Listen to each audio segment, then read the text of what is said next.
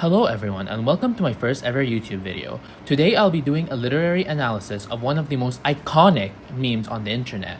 I was rooting for you, we were all rooting for you, how dare you? But first, here's my story. I graduated from my university with an English degree. I know that you're all thinking I'm most likely unemployed because of that, and you're absolutely right. However, it's not for the reason you believe because I don't live in an English-speaking country, so it actually means something here. After graduation, I ended up securing a job as an English instructor at my university and things were looking up. I was super happy and excited to begin this new wonderful journey being an adult. But that's when the military nation attacked. Metaphorically speaking, of course, because that would be scary if they actually did. I was forced to do my one-year military draft because I have brothers. Thanks, Mom and Dad! I ended up finishing my military service the hard way and started my life anew. I decided to take the month of March off, which was right after the end of my military service in February, because I wanted to purify myself of all the bullshit that happened during the service. After that month, the coronavirus hit and I was unable to progress any further in life for a long time. I spiraled into deep depression, anxiety, and despair, wondering where I'm going to work every day. This video was the culmination of 6 months I waited to put my English degree to use so I don't feel like a failure in the eyes of my parents. I'll be proving that memes are more than just surface level humor, but cultural assets that we should integrate more into society to forever exist within this generation and onwards. During this process, you'll also be learning how to bullshit your way into getting the right answer in that one English exam that you hate. You can thank me later. Let's get started. A great analysis needs to include all the visuals provided for you in the clip. I'll be talking about the setting and background first before moving on to my next point, which is the styling of the models and other assholes present in the video. Disclaimer, this is just my opinion. Will Tiffany and Rebecca please step forward? First, let's start off with the background behind Tiffany and Rebecca. As you can see, it is dimly lit, but there's still light, which represents the idea of hope even after they were just eliminated. Additionally, a similar lighting can be found behind the other aspiring models, which could suggest hope for them winning the competition after they were not eliminated. Rebecca, you stand before me. Absolutely beautiful. Probably the best model, high fashion body of the bunch. And I know you want this, and I know you try, but we feel like your progress is just like this, just safe. There's a brick wall behind Rebecca, which signifies how raw and exposed of a person she is because she shows vulnerability in front of others. Tiffany, you stand before me because everybody wants this more than you. Your grandmother wants this so badly for you.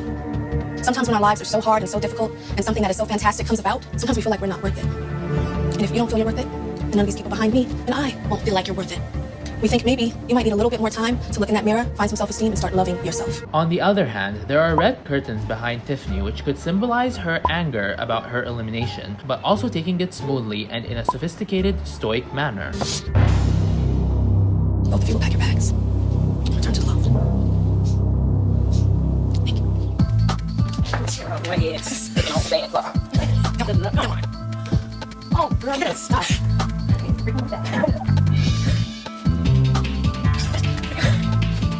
Stand in front of me, I just want to say one more thing to you. Rebecca, I admire your emotion right now. It shows me that this was something that's very important to you. Tiffany, I'm extremely disappointed in you. I'll now move on to the setting the judges are in and how it's unique and extreme compared to the model's setting. Tyra and the judges stand higher and look down upon the models with expressionless and emotionless faces, which suggests power and indifference towards these women that are the content that Tyra uses to make money on her own fucking show. The reason why we know this is Tyra's show based on this scene is because she stands front and center as the judges sit in the back, piggybacking off of Tyra's power like they are her posse. The bright red table shows the anger that Tyra and the judges feel towards Tiffany for not making them good TV by crying after elimination. The lights are dimly lit behind the judges, which shows the darkness and villainy the judges have in their hearts to these poor contestants. The walls are a mix of different colors: red, off-white, yellow, and brown.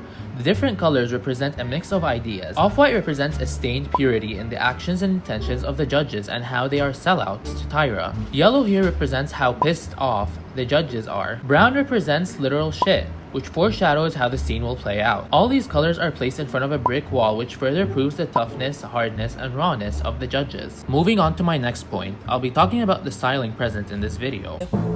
This is a joke to you. You've been through anger management. You've been through your grandmother getting her lights turned off to buy you a swimsuit for this competition. And you go over there and you joke and you laugh. This is serious to these girls. And this should be serious to you. Looks can be deceiving. I'm hurt. I am. But I can't change it, Tyra. I've been... Yes, you can. No, you can't change what? I'm sick of crying about stuff that I cannot change. I'm sick of being disappointed. I'm sick of all of it. I'm not. You're not sick of being disappointed, Tiffany. Obviously, I am. No, you're not. If you were sick of being disappointed, you would stand up and you would take control of your destiny. Do you know that you had a possibility to win? Do you know that all of America is rooting for you? Do you know that? And then you come in here and you treat this like a joke? You come in here and look at that and say, I can't read that. You read 10 times better than half of those girls over there. You did. And you come in here with a defeatist attitude. I don't have a bad attitude. Maybe I am angry inside. I've been through stuff, so I'm angry. Yes, but it's not. This is not. Be Okay, quiet. but Tiffany. everybody, Be quiet. That's what it's I'm wrong not with you, trying but to. you're Stop it! I have never in my life yelled at a girl like this. Tiffany is donning a simple black dress which represents an elegant rebellion against the tyranny. Haha, get it? Rebecca, on the other hand, wears a black t-shirt with a short pink skirt. The t-shirt represents how she is equal to Tiffany and all the other models in terms of elegance. The pink skirt signifies her sensitive, peaceful, and vulnerable side. Moving on to the styling of the judges. I have never in my life yelled at a girl like this. When my mother yells at this, it's because she loves me. I was rooting for you. We were all rooting for you. How dare you? Learn something from this. When you go to bed at night, you lay there and you take responsibility for yourself. Because nobody's going to take responsibility for you. You roll in your eyes and you act like this because you've heard it all before. You've heard it all before. You don't know where the hell I come from. You have no idea what I've been through. But I'm not a victim. I grow from it and I learn. Take responsibility for yourself. Tyra is wearing a fitting black formal dress, which represents her anger, evilness, and resentment towards Tiffany for not crying on her fucking TV show. Additionally, her hair is flaming hot Cheeto red, which furthers her rage towards the poor girl who didn't deserve to be yelled at like that. Janice wears a bright purple dress as opposed to the other judges who are wearing muted colors. This represents her egotism and how she's not like other girls. The other two male judges, directly next to her, mirror Tyra's color scheme in order to fit in, and this proves that they are her minions. The last judge, who I don't know the name of, is wearing a green shirt, which shows that he's more natural, earthly, and possibly more peaceful and less destructive than the other judges.